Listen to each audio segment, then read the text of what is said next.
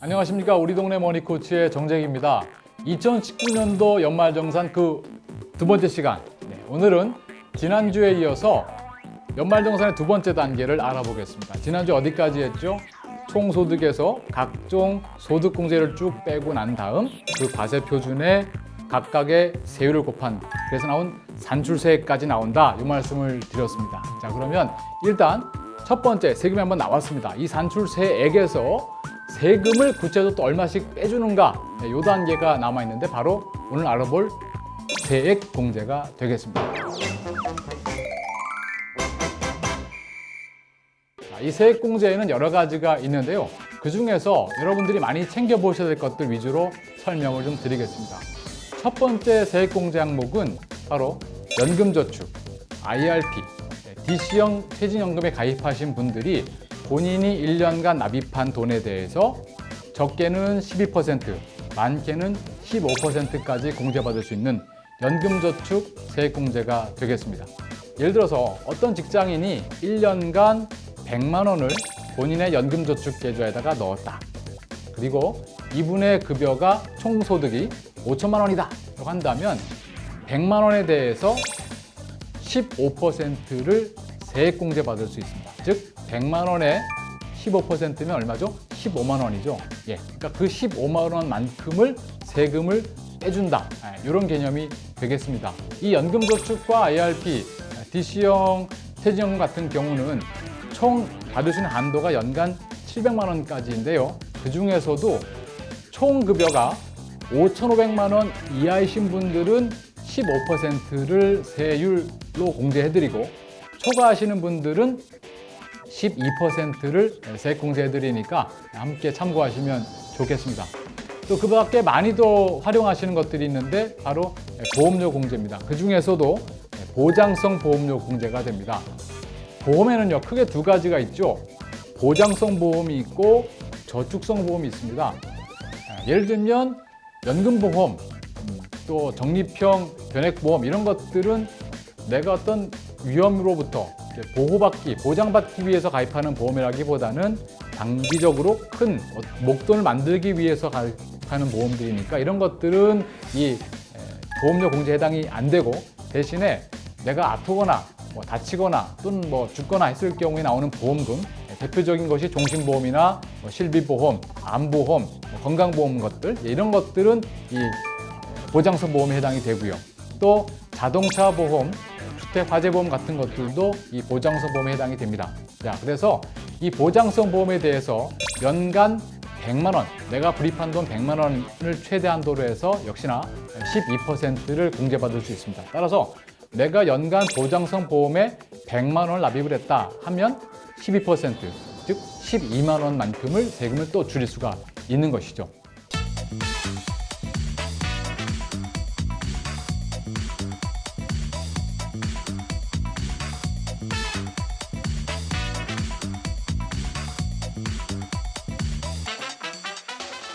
많은 분들이 또 챙겨보셔야 될 것들이 있습니다. 바로 의료비 세액공제인데요. 1년간 나나 우리 부양가족들이 건강하게 1년을 보낼 수도 있지만 또 간혹 또 병원을 또 갈 때가 있지 않습니까? 입원을 하거나 또 통원 치료 받았다거나 했을 때 그렇게 해서 내가 병원비로 의료비로 지출했던 금액이 내 총급여의 3%를 초과한다 한다면 그 초과된 금액에 대해서 15%를 또 세액공제 받으실 수가 있습니다.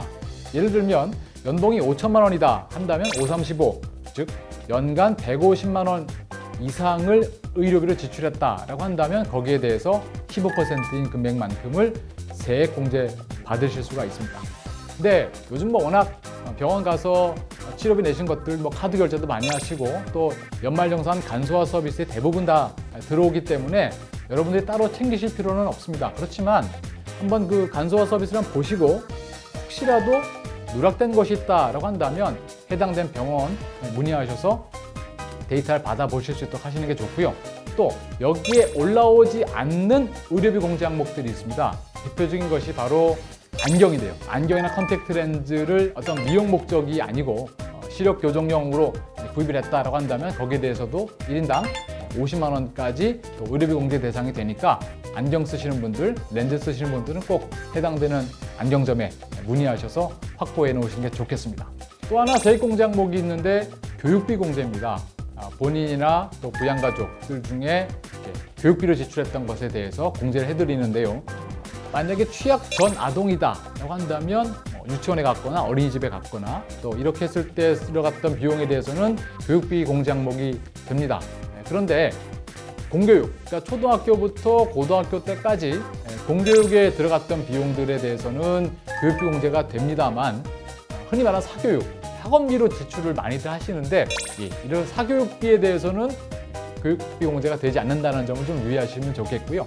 그리고 등록금 같은 거 이외에도 교육비 명목을 쓰는 것들이 있습니다. 교복비라든지 또 교복 구입비, 또 교과서 대금 같은 거, 또 체험학습 활동비 이런 것들에 대해서도 관련된 증빙을 잘 챙겨 놓으시면 그런 것들에 대해서도 교육비 공제가 된다는 점 이해하시면 좋겠고, 또 대학생을 두신 자녀들 있거나 아니면 본인이 대학이나 또 대학원 다니시는 분들 계실 수 있죠. 이랬을 경우엔 대학에 다니는 자녀가 있다라고 한다면 거기에 대해서는 연간 900만 원까지 공제가 되는데, 자녀가 대학원을 갔다, 거기에 대해서는 공제가 안 되고, 하지만 본인이 대학원 진학해서 거기에 관련된 교육비가 들었다, 등록금이 나갔다 한다는 것은 교육비 공제가 된다는 것도 유의하시면 좋겠습니다.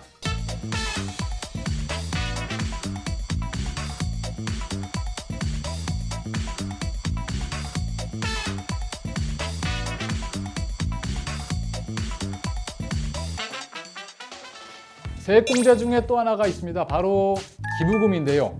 정치 후원금, 또 각종 종교단체라든지 또 사회복지단체에 기부들 많이 하시죠. 그 후원하신 금액에 대해서도 우리 세액공제 항목이 됩니다.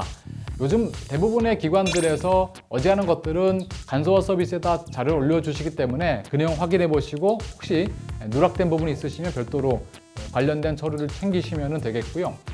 또 하나가 바로 월세 세액 공제입니다.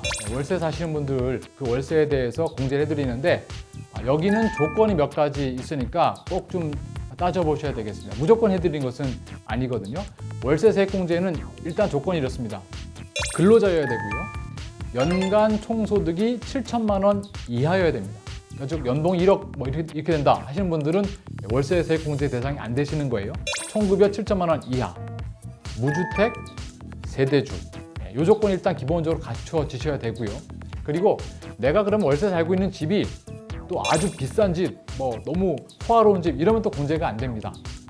그래서 이번에 국민주택 규모 이하이거나, 국민주택 규모는 전용 면적 기준으로 85제곱미터 미만인 집, 또는 기준 시가 기준으로 3억 원 이하인 집에 내가 월세로 살고 있다라고 한다면 거기에 대해서 역시나 연봉 5,500 이하이신 분들은 12%를, 그리고 연봉 5,500 초과하시는 분들에 대해서는 10%를 월세 세액 공제를 해드리니까 관련된 그동안 내가 월세를 따박따박 냈다라는 그런 증빙, 그리고 전세, 임대차 계약서 이런 것들 챙겨서 제출하시면 됩니다.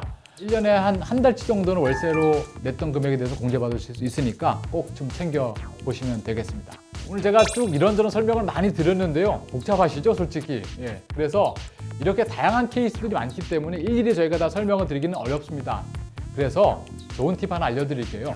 국세청 홈페이지에 들어가 보시면 연말정산 상담 도우미를 검색하십시오. 그러면 우리가 각종 케이스마다 다양한 공제가 되는지 안 되는지 여부 등등에 대해서 국세청에서 아주 상세하게 yes or no 이런 방식으로 따박따박 찾아 들어가면 그런 것들을 확인해 보실 수 있도록 시스템을 개발해 놨으니까 연말정산 상담 도우미의 도우심도 함께 활용하시면 좋겠습니다.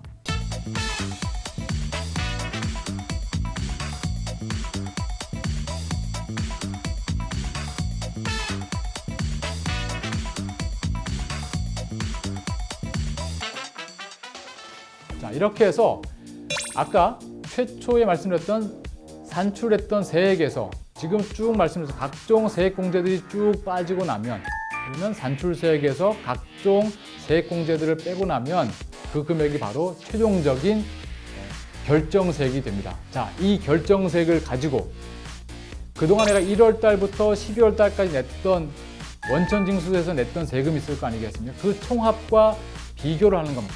그래서 1년간 했던 기납부세액과 이번에 정산해서 계산해 본 결정세액을 비교를 해서 만약에 기납부세액보다 결정세액이 적다 한다면 원래는 요만큼만 내면 됐었는데 더 낸 거니까 그 차액만큼을 돌려받는 것이 연말정산의 흔히 말하는 13월의 월급이 되는 것이고, 공교롭게도 결정세액이 기납부세액보다 많다. 실제로는 이만큼 내셨어야 되는데 실제로 그동안 냈던 건 이만큼밖에 안 된다. 그럼 그 차익만큼을 오히려 연말정산 이후에 더 내셔야 되는, 추가로 세금을 내셔야 되는 이런 일이 생기게 되겠습니다. 따라서 요즘에 대부분의 것들이 많이 연말정산 간소화 서비스에 들어와 있기 때문에 과거보다는 챙기실 게 적긴 합니다만, 그래도 제가 말씀드린 몇 가지 행목들은 좀 꼭 챙겨보시면 사실 낼 세금은 내야 되겠죠. 그러나 굳이 안 내도 될 세금까지 낼 필요는 없지 않겠습니까? 따라서 내가 공제받을 수 있는 항목들은 어떤 것들이 있는지 정확하게 따져보시고 관련된 서류 혹시나 누락된 것이 있으면 또 챙겨보셔가지고 여러분들께서 원하시는 연말정산 깔끔하게 해내시기를 바랍니다. 그리고 혹시 회사에서 정한 그 일정 내에 관련된 서류를 못 챙기셨다거나 아니면 여러 가지 좀 어려움이 있어가지고 관련된 서류를 다 못 냈다고 하신다면 두 번째 기회가 있습니다. 바로 5월 달에 종합소득신고 기간이 있습니다. 그때 혹시라도 이번 연말정산 때 미처 챙기지 못했던 부분이 있다면 그런 것들을 또 그 사이 잘 챙기셨다가 5월 달 종합소득신고 기간에 하셔도 관계가 없겠습니다. 자, 지금까지 2019년 우리 연말정산에 대해서 알아봤습니다. 우리 동네 머니코치의 정재기였습니다.